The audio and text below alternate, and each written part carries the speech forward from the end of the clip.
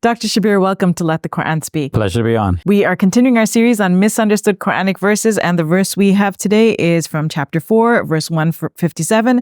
It says, "They killed him not, nor crucified him," and it is obviously referring to Jesus, on whom be peace. Yeah, this verse, Sophia, has become the subject of so many debates between Muslims and our Christian friends, both in public arenas, but also privately. You know, a Christian friend will come up to a Muslim and, say, look at this verse, it's denying the crucifixion of Jesus. They say that it's well established in history that Jesus was crucified, and how could your book deny that he was crucified? This book is denying a fact of history, and therefore the book must be wrong. And a Muslim in this situation would go back to the classical interpreters of the Quran and scholars who are trained in the classical tradition and would hear, somebody else was made to look like Jesus, put on the cross instead, and that person was crucified, while people believe that this was Jesus. But that leads to other problems. People may say, well, that would mean that God is, in a way, causing this kind of deception to occur, placing somebody else on the cross, making the people think that this is Jesus on the cross. Even Imam al-Razi, in his commentary on the Quran, pointed out to a problem for Muslims and if we think that things happen in scenarios like this. Because for, let's say, two persons are getting married, the man's name is Zaid, everybody has been witness to that, and later on somebody says, well, how do you know that was actually Zaid? What if somebody else was made to look like Zaid? And then Imam Razi's answer is that, well, you can always say that with Jesus it was a one-off miraculous situation, and that's not going to be encountered in daily life. But still it leaves a sort of a possibility open that at any point somebody might be changed to look like somebody else for whatever reason best known to God in his wisdom, and so on. Al-Imam al-Razi, having combed all of the traditions about this, to see where did the classical Muslim commentators before him get the information from, tracing it all back and so on, he says in the end that all of these reports are contradictory one to another, because typically the commentators did was they went back to the gospel stories and they tried to find at which juncture in the story could we imagine somebody being switched to look like Jesus and taking his place while most of the people were unaware of this happening. And they arrived at different junctures. Like one said, for example, Jesus was in a room with his disciples and picked one of them by a volunteer to take his place. Another said that Judas Iscariot, who came to arrest him, was the one who was changed to look like Jesus.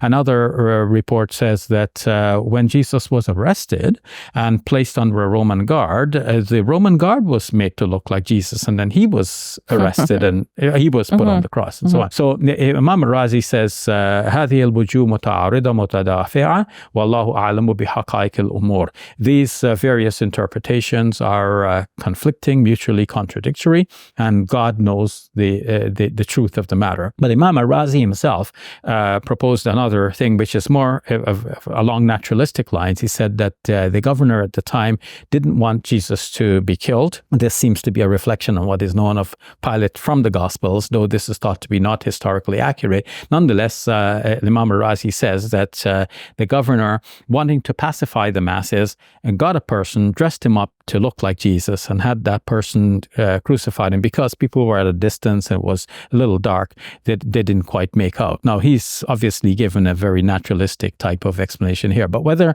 this fits the historical circumstances and what historians would agree with, this is now an issue, and it always comes back to Muslims. Now, some who debate against Christians, they take a harsh stance and they say, well, this is the truth, you must accept it, otherwise you go to hell, and so on. But if we're trying to give historical argumentation and so on, and reason and evidence and proof, then it looks like Muslims need to have a better way of interpreting this passage.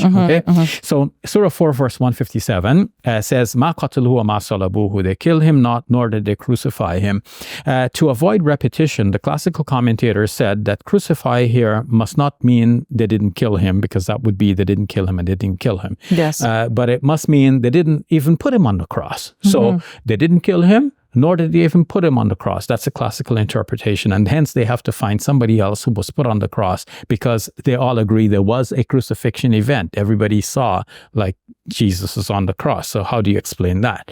So Other aspects of the verse fall into play here, but to keep the discussion brief for the moment, look at this word crucifixion.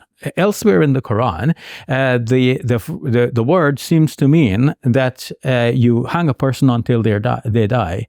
So when the Pharaoh in the story of Moses threatens the magicians after they believed in Moses, he says, I will cut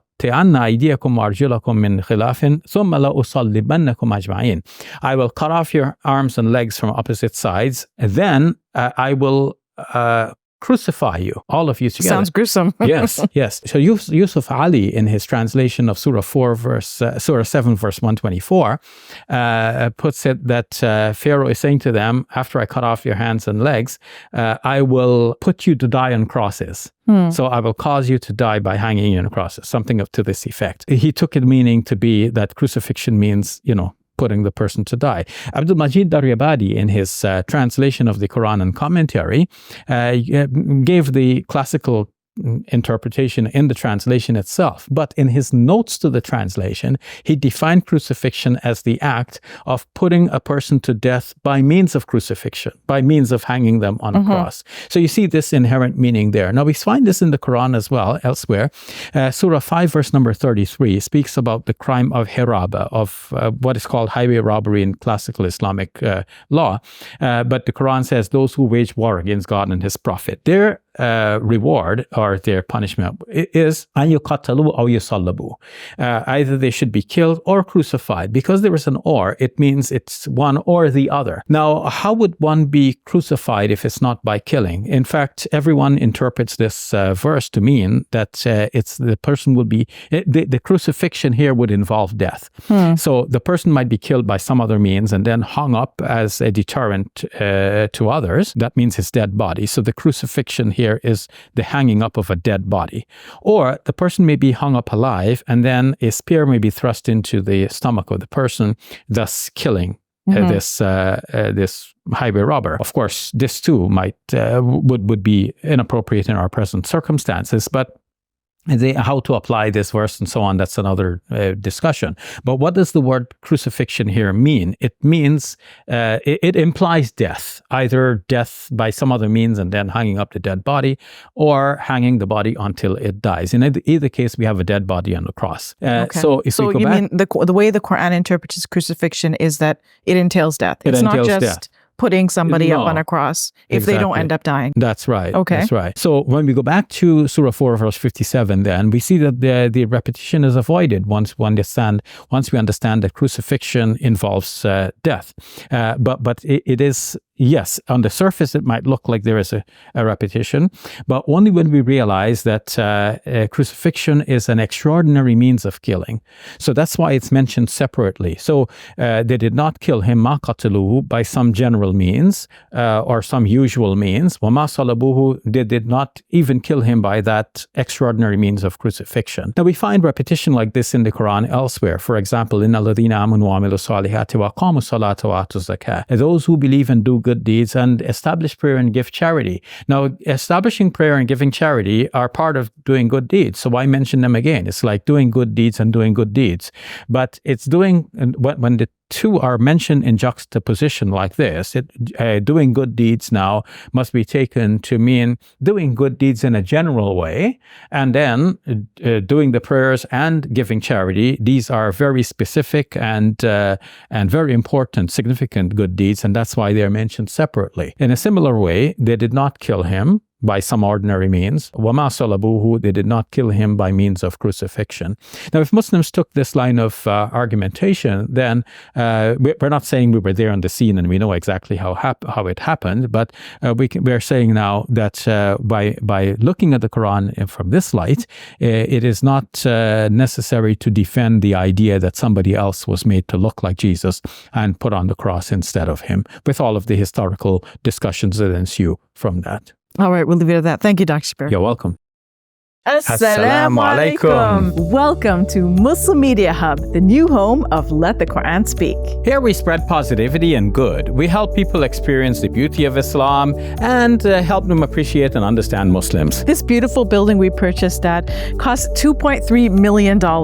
Yeah, we've already raised a third of that money, and with your help, inshallah, we can pay off the rest. So we're looking for people who can give $1,000 each. If you can be part of the select group, that's amazing. Otherwise, just please give whatever you can. Every dollar counts. It's our collective responsibility to share the message of Islam with our fellow human beings. Please help us continue this good work. It's a sadaqah jariyah, something that will continue to be a benefit to the Muslim community long after Safiya and I are gone. Please support our work at muslimmediahub.com. Your support is zakat eligible and tax deductible. May Allah bless you and your loved ones today and always. Assalamu alaikum. Assalamu alaikum.